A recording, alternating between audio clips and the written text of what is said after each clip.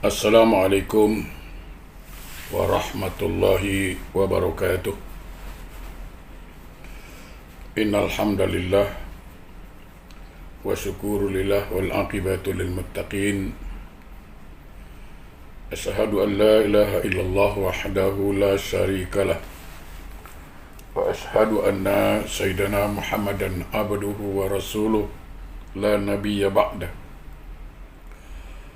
Allahumma salli wa sallim ala sayyidina Muhammadin wa ala alihi wa ashabihi rasulillahi ajma'in, amma ba'du. Rabbi shrah li sadri wa yassir li amri wa hlul 'uqdatam min lisani yafqahu qawli. Subhanaka la ilma lana illa ma 'allamtana innaka antal alimul hakim. La hawla wa la quwwata illa billahil aliyil azim. Ilahi anta rabbi wa ridhakal matlubi. Jamaah yang dimuliakan Allah, alhamdulillah, segala puji bagi Allah mengawali majlis ilmu ini. Mudah-mudahan harapan kita semua, semoga Allah membimbing kita, Allah menuntun kita ke jalan yang Allah ridha. Salawat dan salam insya-Allah mari sama-sama kita limpah curahkan keharibaan junjungan alam Rasulullah sallallahu alaihi wasallam. Allahumma salli ala Sayyidina Muhammad wa ala ali Sayyidina Muhammad. Mudah-mudahan kita semua mendapat syafaat dari beliau kelak di yaumil akhir. Amin. Allahumma amin. Jamaah yang berbahagia, tak bosan-bosan kita mohon pada Allah dan tidak ada rasa putus asa. Semoga musibah COVID-19 ini segera berakhir di negeri kita. Dengan berakhirnya musibah COVID-19 ini, masjid, kelas-kelas agama, insya-Allah akan berfungsi dan berjalan sebagaimana mestinya. Amin. Jamaah yang berbahagia, kita masih membahas kitab Terapi Penyakit Hati karangan Ibnul Qayyim Al-Jauziyah. Hari ini kita bahas halaman 63. Halaman 63. Rasulullah sallallahu alaihi wasallam bersabda, setelah aku dimi'rajkan, aku melewati suatu kaum. Mereka mempunyai kuku dari kuningan. Mereka menggaruk wajah dan dada dengan kuku itu. Aku bertanya kepada Jibril, siapakah mereka itu Jibril? Jibril menjawab, mereka itu adalah orang-orang yang makan daging manusia dan merampas hak dan pribadi mereka. Hadis riwayat Ahmad. Ma'udzubillah min zalik. Dalam hadis riwayat Ahmad ini dijelaskan bahwa ketika Rasulullah sallallahu alaihi wasallam pergi Mi'raj, beliau dinampakkan, beliau melihat ada orang yang punya kuku dari kuningan, itu dari tembaga yang tajam. Kuku dari tembaga, dengan kuku yang tajam itu dia menggaruk-garuk wajahnya.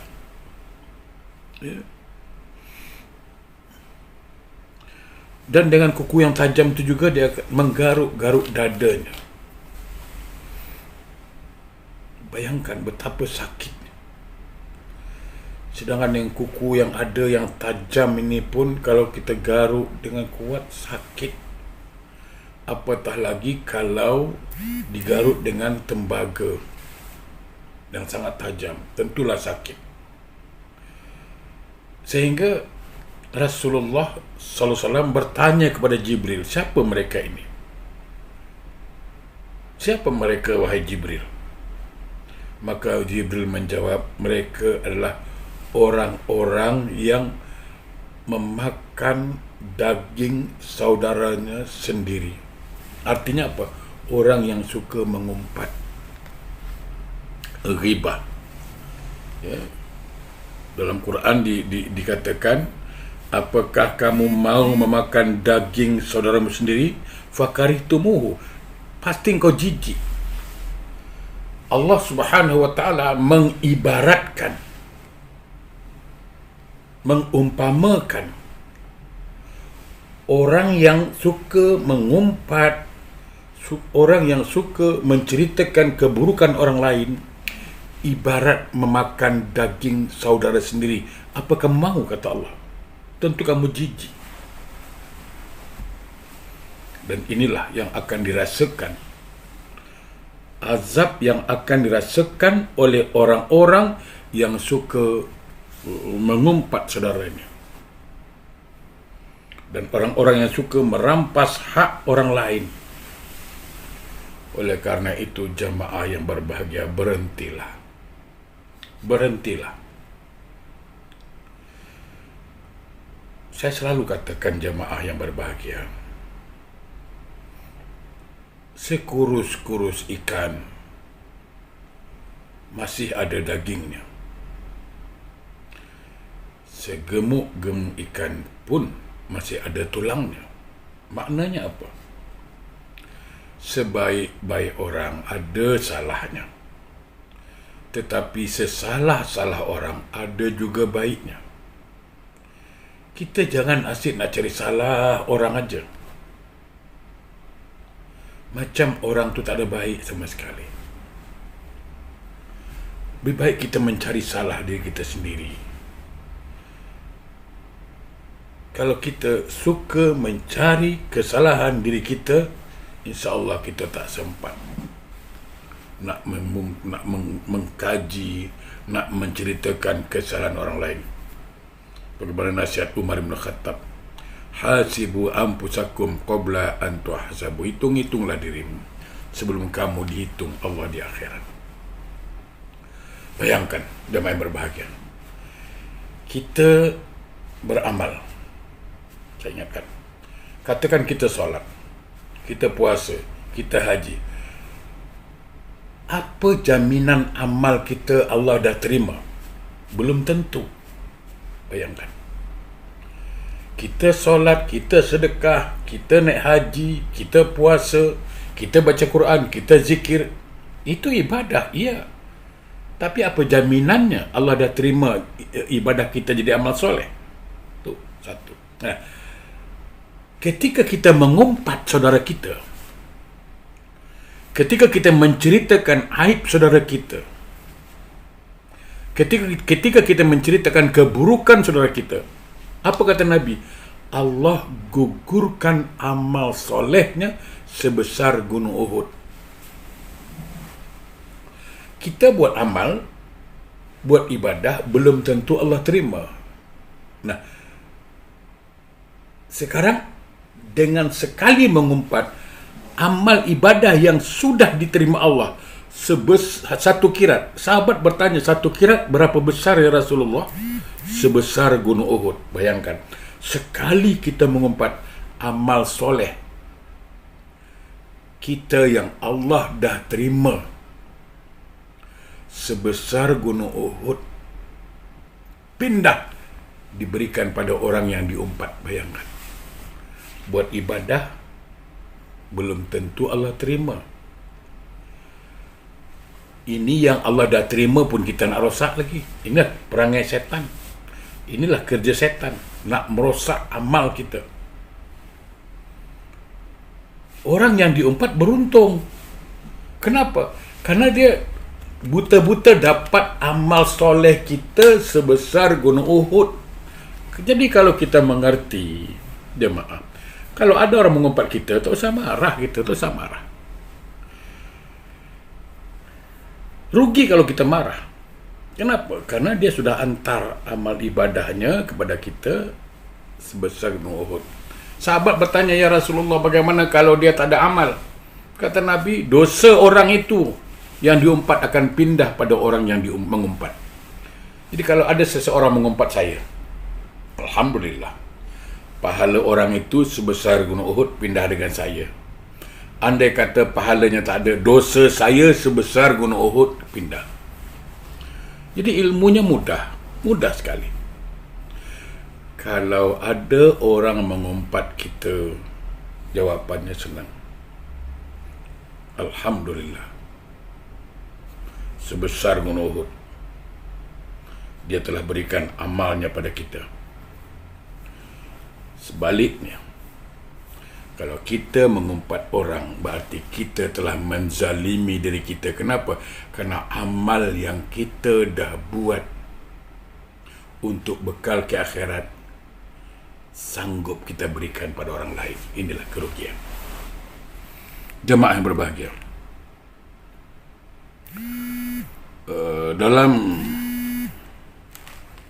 sebuah hadis Jami' At-Tirmizi, Abu Hurairah menuturkan, Rasulullah SAW bersabda, akan keluar satu kaum pada akhir zaman, mereka menggunakan agama sebagai umpan atau jalan untuk mendapatkan dunia.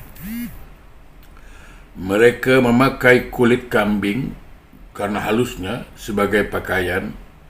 Lidah mereka lebih manis daripada gula, tetapi hati mereka adalah hati serigala. Allah yang Maha Mulia berfirman, apakah terhadap aku mereka menipu, dan kepadaku mereka berani? Aku bersumpah dengan diriku, aku pasti akan mengirimkan cobaan kepada mereka berupa fitnah yang membuat orang-orang yang tabah dan pandai menjadi kebingungan. Allahu Akbar, Allahu Akbar. Sebuah sabda Rasulullah sallallahu alaihi wasallam yang patut kita renungkan, patut kita ambil iktibar, di mana kata Nabi, akan sampai satu zaman di akhir zaman,